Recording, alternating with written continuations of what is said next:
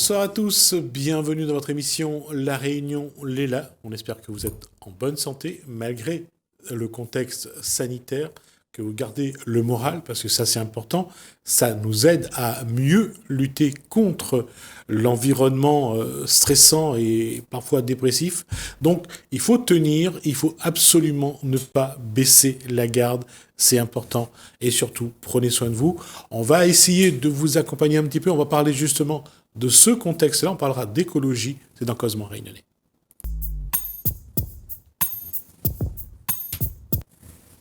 Bonsoir Eva Duchman. Bonsoir. Bonsoir, merci. Alors, j'allais dire qu'il ne faut pas se laisser abattre. C'est d'abord la première chose parce que entre des chiffres qui augmentent et le doute sur ces mêmes chiffres de la part de certains en disant est-ce que c'est vrai ou est-ce que c'est pas vrai, quelle posture adopte aujourd'hui Yvette Duchman? Je crois que bonjour à toutes et à tous. Je pense qu'il faut adopter la posture de vigilance et de conscience. C'est-à-dire, nous savons maintenant que nous sommes, nous aussi, parce que je le répète, la Réunion n'est plus éloignée du monde. La Réunion est atteinte, comme tous les pays du monde, et n'est épargnée de rien, d'aucune catastrophe maintenant, et Dieu sait s'il y en a. On a vu le naufrage à Maurice. Et donc, vigilance, prévention, vigilance, conscience, responsabilité, ce sont les mots des écologistes, et particulièrement les miens. Alors, puisqu'on est sur les écologistes, aujourd'hui, vous êtes encore dans un parti politique ou pas? Si, je suis. Encore dans un parti politique? Oui, je suis toujours adhérente de Génération Écologie. Moi, j'épouse complètement les idées et les projets des écologistes, de tous les écologistes, je veux dire par là... On va rappeler quand même que la responsable nationale de Génération Écologie, c'est Delphine Batteau. Delphine Batteau. Voilà. Elle a été ministre à un moment donné sous François Hollande, qui l'a donc ensuite, qui s'est séparé d'elle parce que Delphine Batteau n'était pas d'accord sur certaines décisions. Elle n'adhérait plus à certaines décisions du gouvernement. Elle avait parfaitement raison. Parce que quand on a le courage de ses opinions, pour moi, c'est une fierté. Aujourd'hui, il y a un contexte sanitaire, il y a quelque chose que les gens n'arrivent pas à comprendre, ce virus, la façon d'évoluer. Comment faut-il aborder ce virus? Et est-ce qu'il faut le faire avec un regard écologiste ou un regard de Monsieur Tout-le-Monde ou Madame Tout-le-Monde? Comme je viens de dire, il faut aborder le problème,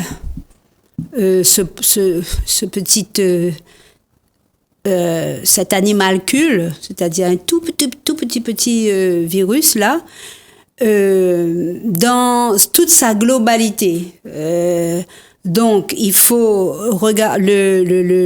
le vivre déjà chez soi, mais le vivre aussi en dehors de chez soi, surtout en dehors de chez soi, et aussi ensuite prendre les mêmes précautions que l'on soit ici quand on voyage, puisque nous avons vu que lors des voyages, le virus s'est propagé.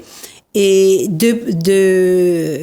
donc, aujourd'hui, je crois que tout le monde doit considérer que c'est une maladie qui existe et qui va exister pendant longtemps. Donc, les mesures écologiques à prendre sont non seulement la recherche de vaccins, bien sûr, et en plus, ce qui est bien, c'est que, parfois on dit un bien pour un mal, c'est que ça va booster la recherche. On sait que la recherche est parfois le parent pauvre des décisions politiques, donc ça va booster des recherches en médecine, et donc le considérer que le virus est présent, et des mesures écologiques, c'est des mesures d'ordre, comme on l'a dit là, distanciation, respect des gestes barrières, quoi encore, sont des mesures du quotidien que chacun doit observer. Voilà, c'est une attitude aussi écologique.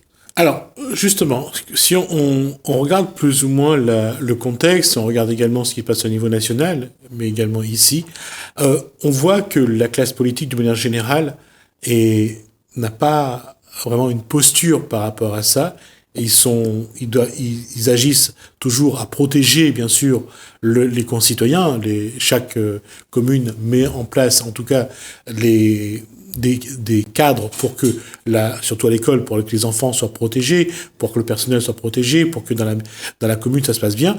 Mais il n'y a pas une posture politique aujourd'hui face à ce virus. Est-ce que les écologistes ont une posture particulière? Pour ma part, je pense, c'est vrai que la France, le gouvernement dit que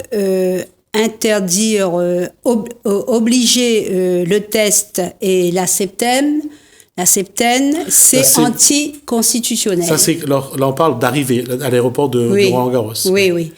Moi, je pense Alors, juste pour rappeler que l'article 1er de la Déclaration des droits de l'homme, c'est tous les hommes naissent libres et égaux. Donc, on ne doit pas leur imposer le port, la septaine, ni le test. Ouais, et le masque non plus, normalement. Oui. Alors qu'on impose bien le masque. Oui, on impose le masque. Donc ça, je trouve... Et puis la phrase de la Constitution, elle est large. On nous oblige bien de mettre les vaccins, on nous oblige bien d'aller à l'école, on nous oblige un tas de choses. Même la vie est devenue une obligation depuis le Covid et même avant, tiens. Parce que le gouvernement prend parfois des décisions qui vont à l'encontre, nous le savons, de nos libertés et que, heureusement, les citoyens calent. Donc, je pense, moi, que nous devrions ici, dans les territoires notamment menacés, et nous, notre territoire commence à être menacé, nous devrions, les politiciens en place, les gouvernances, devraient pouvoir exiger d'abord la révision de ce mot libre que chacun comprend à sa façon quand il y a une catastrophe. À la rigueur, il n'y a peut-être même pas de révision à faire. La décision, c'est que le Conseil constitutionnel a cassé la décision concernant la septaine. C'est ça qui a... Il faudrait que nous ayons notre libre choix. Il faudrait que la Réunion, je ne parle pas que pour la Réunion, d'autres régions puissent avoir le libre choix, parce que qui est capable de savoir ce qui est mieux pour lui ou pas? Ce sont quand même les habitants des régions et aussi leur gouvernance politique. Et là, on est pieds et mains liés, encore une fois, avec une décision française, je dirais métropolitaine aussi, puisque ça vient du gouvernement, donc de Paris, qui ne correspond pas du tout aux faits quotidiens. Et on n'a pas de libre choix. On est obligé de faire comme l'autre fait. On a toujours dit, nous sommes capables de prendre nos décisions nous-mêmes. Il y a la question, celle-là, elle est posée maintenant depuis le début du premier confinement, enfin du confinement qui a eu lieu le 17 mars, c'est la santé ou l'économie. Aujourd'hui, il est clair que l'économie est privilégiée. La montée de la contamination, la hausse de la contamination, elle est presque pareille à mars. Pour l'instant, on ne parle pas de confinement. Même le port du masque, qui pourtant semble plus facile, n'est pas imposé partout. Ça veut dire que, encore une fois, la politique privilégie l'économie. Effectivement, la politique privilégie l'argent, les lobbies aussi, je dirais. Et donc, mais moi, je me pose une question. Alors, quand il n'y aura plus de gens, qui va acheter quand tous les gens seront malades? Ce parallèle, j'ai fait parce que l'aéroport, c'est pareil. Je veux dire, laisser ouvrir l'aéroport, c'est que pour qu'Air France fasse, allez, au minimum, je crois qu'il y a 25 à peu près rotations d'avions d'Air France par semaine. Ça, c'est le minimum aujourd'hui à l'aéroport. Ça veut dire quand même que économiquement parlant, c'est beaucoup. C'est énorme pour la compagnie aérienne. Quelle solution dans ce cas-là? Si on laisse l'aéroport ouvert, quelle solution pour pouvoir justement canaliser les personnes qui seraient infectées, contaminées? pour canaliser les personnes, comme on le disait tout à l'heure là, déjà obliger les tests en arrivant et ensuite avoir une traçabilité sur les personnes qui sont infectées et les obliger aussi à la septaine. Mais avant tout ça, bien sûr, il y a toujours la prévention, toujours bien informer. Et puis, il y a aussi, parfois, l'opération est rendue difficile parce que il y a le cas d'une jeune femme que j'ai entendue ce matin. Elle voulait passer un test Covid.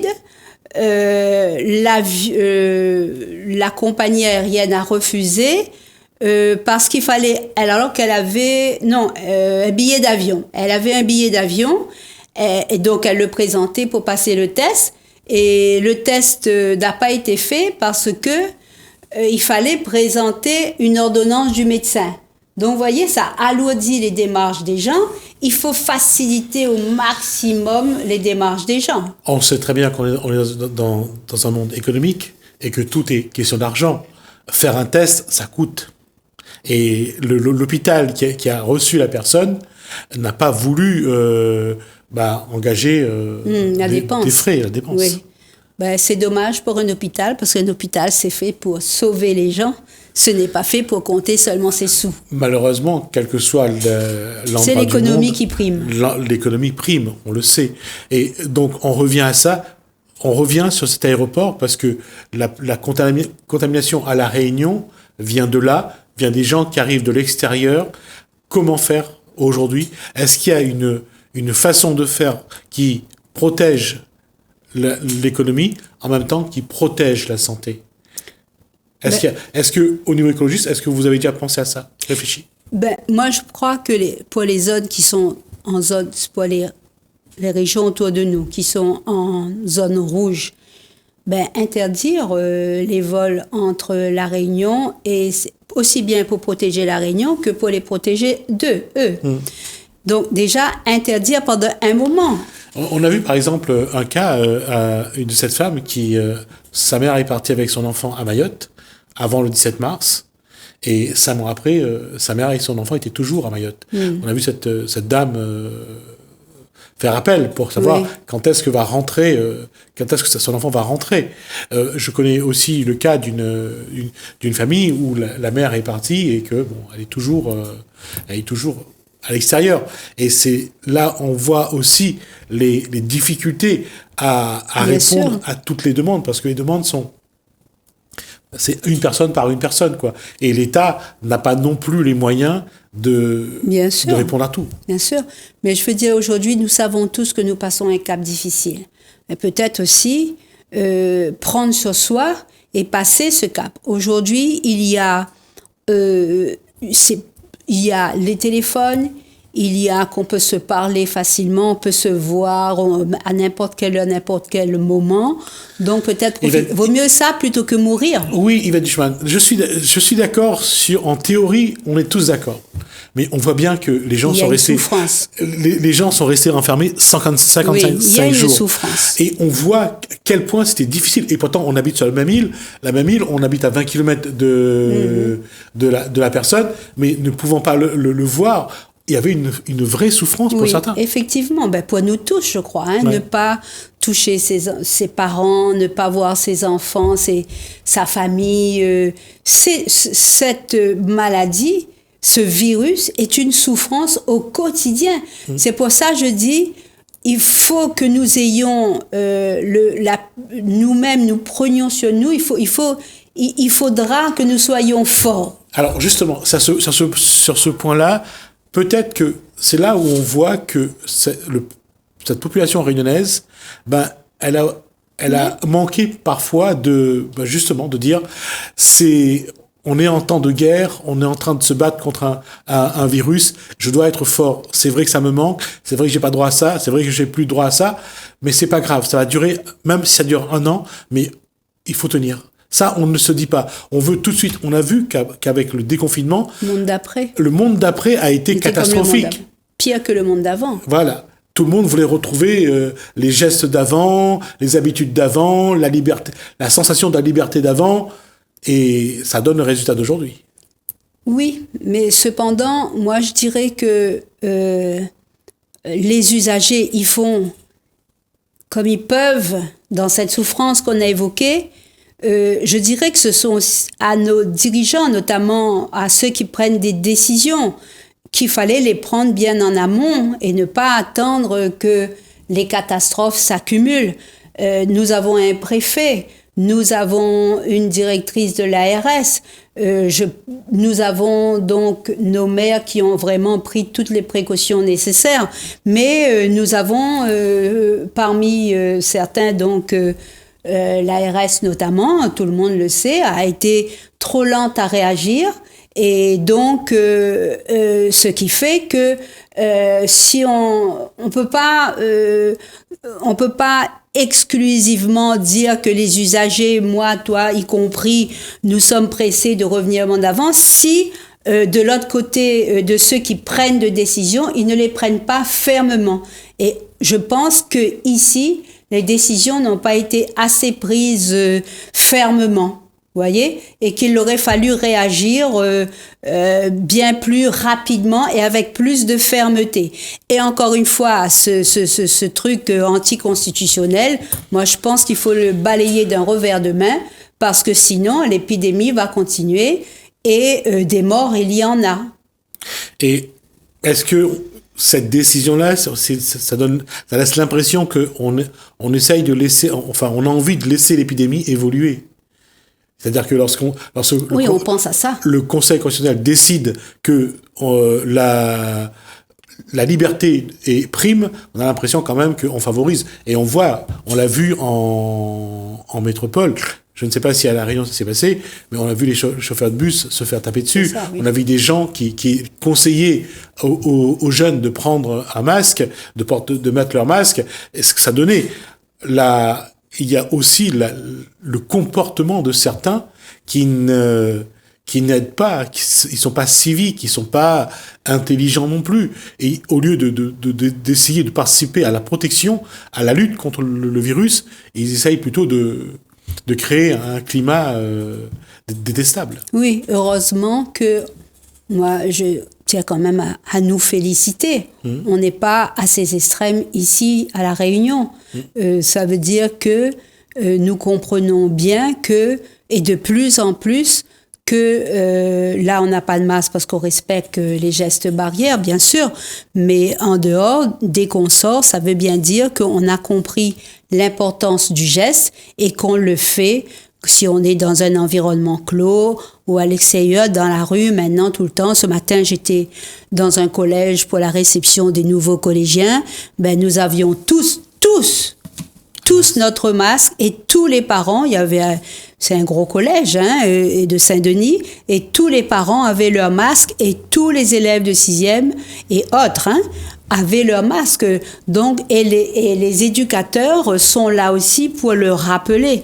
Je veux dire par là que tout le monde doit entraîner le bon geste et bien entendu l'éducation nationale y est pour beaucoup et nous-mêmes chaque personne montre les gestes aux autres et comme je disais tout à l'heure, heureusement nous ne sommes pas arrivés à ces gestes de violence, heureusement. Aujourd'hui, comment faut-il regarder cette évolution?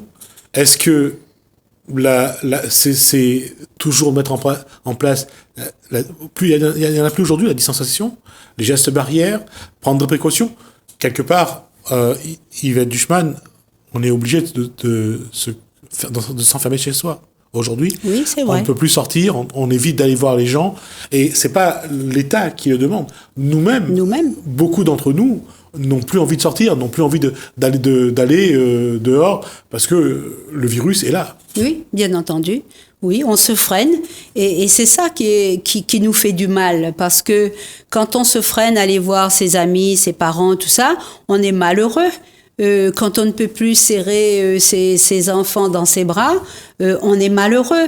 Donc oui, effectivement, tu le disais, ça apporte beaucoup de souffrance. Et est-ce qu'on s'en sortira?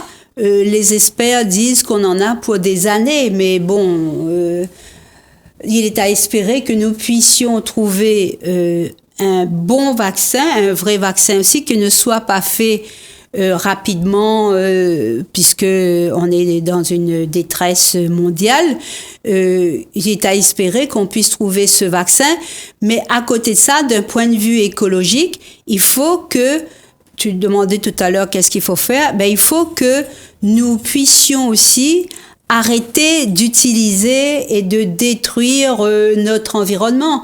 Je vois par exemple qu'il y a une bataille qui est menée contre les pesticides. Et les pesticides, ça nous favorise la remontée des virus. Le réchauffement climatique que beaucoup de gens ont mis en doute, maintenant il est là. Et nous savons, il a été prouvé que les glaciers qui fondent peuvent contenir des vieux virus qui peuvent ressurgir. Donc, je pense que ça, c'est une alerte.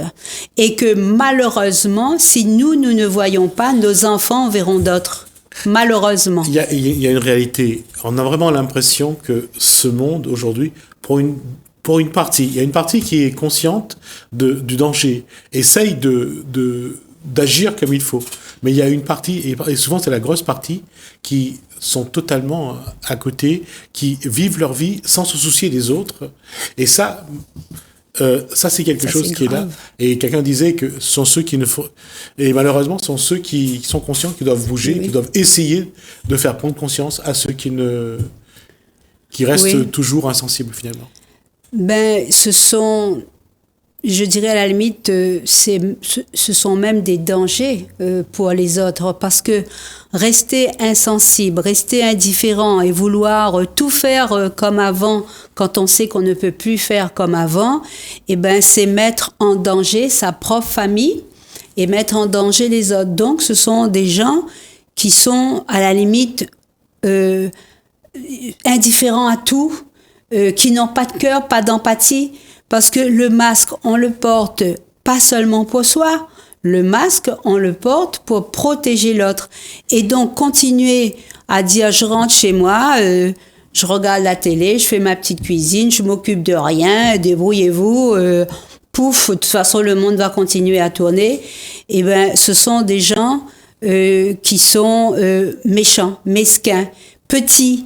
Et c'est dommage, c'est vrai qu'il y en a encore, mais des émissions, les médias aussi ont un grand rôle pour cela, d'information, et parfois, il y a même les enfants qui éduquent les parents.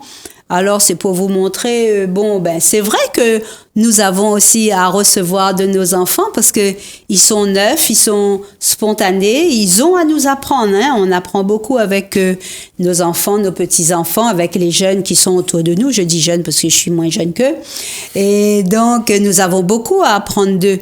Mais se contenter, se satisfaire aujourd'hui de sa petite vie tranquille et ne pas réfléchir, c'est grave. C'est vraiment non seulement...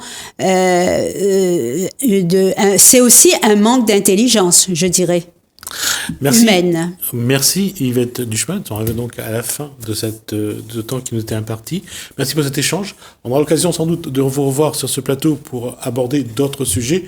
Les élections en 2021. 21, si c'est pas repoussé. Si c'est pas repoussé, donc on aura l'occasion de vous revoir. Oui. Je pense que vous serez également de la course. On va nous écouter Stéphanie Gontier. Elle est apprentie sur la tisane. Elle essaye de comprendre. C'est une enseignante, donc qui va nous parler des tisanes et surtout nous parler des chiffres du diabète.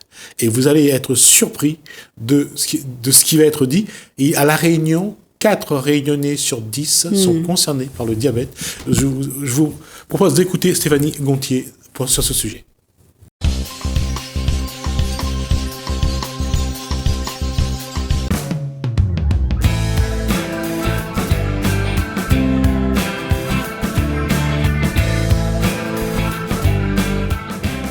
Sur ce PowerPoint, qu'est-ce qui est marquant dans les chiffres que vous avez vus ?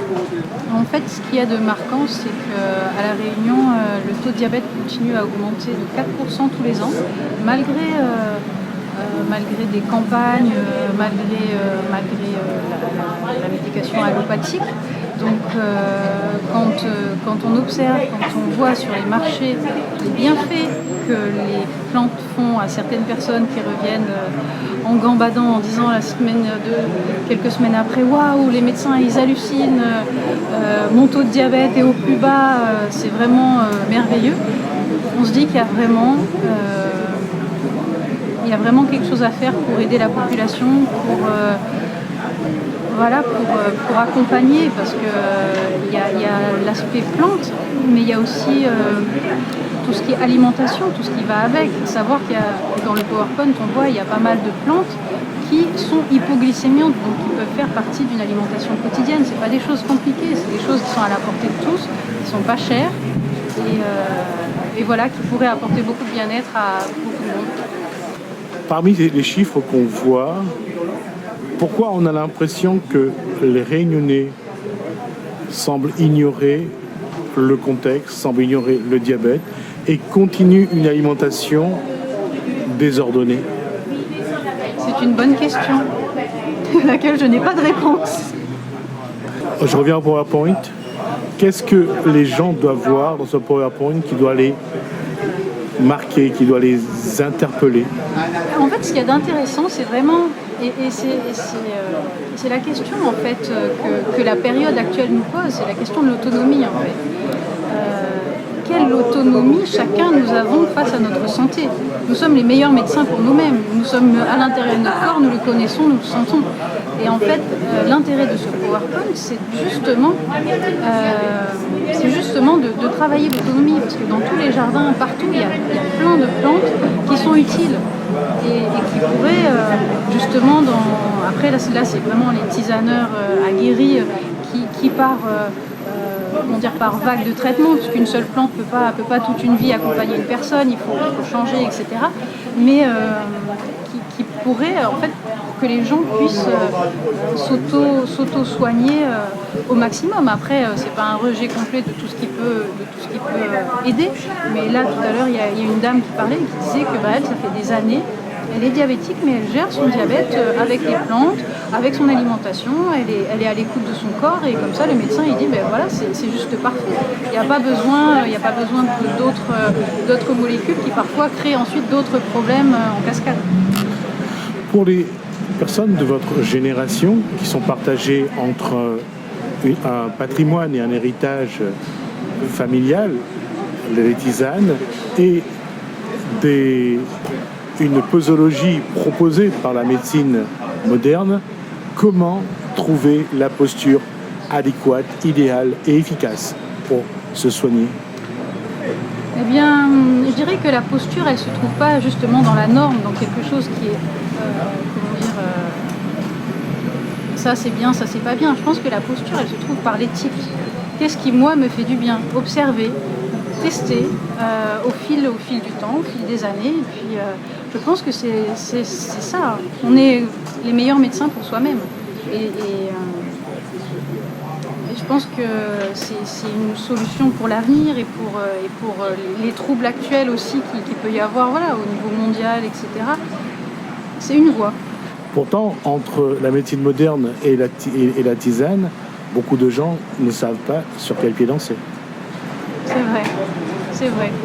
Et je pense que la transmission, le fait d'avoir des journées de ce type-là, permet justement à chacun de se positionner et d'apprendre. Parce qu'en fait, la difficulté à se positionner, elle vient aussi du manque peut-être de connaissances. On a des trésors incroyables à La Réunion et en fait, des fois on marche dessus, on ne s'en rend pas compte, c'est de l'or. Qu'est-ce qui vous a amené, vous, à vouloir connaître les plantes à La Réunion? Qu'est-ce qui m'a amené à vouloir connaître les plantes à La Réunion?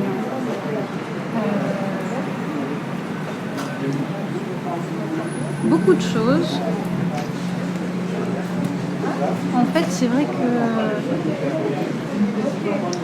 les plantes en elles-mêmes, elles ont une structure moléculaire complexe et souvent on cherche à en extraire une molécule pour agir sur une chose. Et en fait, le complexe même de la plante a un intérêt. Donc en fait, je pense que en fait, la pharmacopée traditionnelle est infiniment plus riche que ce qu'on peut en extraire ponctuellement. Et qu'on n'est qu'au début de la découverte de tout ce qu'il y a de précieux là, à l'intérieur. Et puis après, c'est aussi une façon de me relier à ma culture en fait, de la vivre d'une façon renouvelée.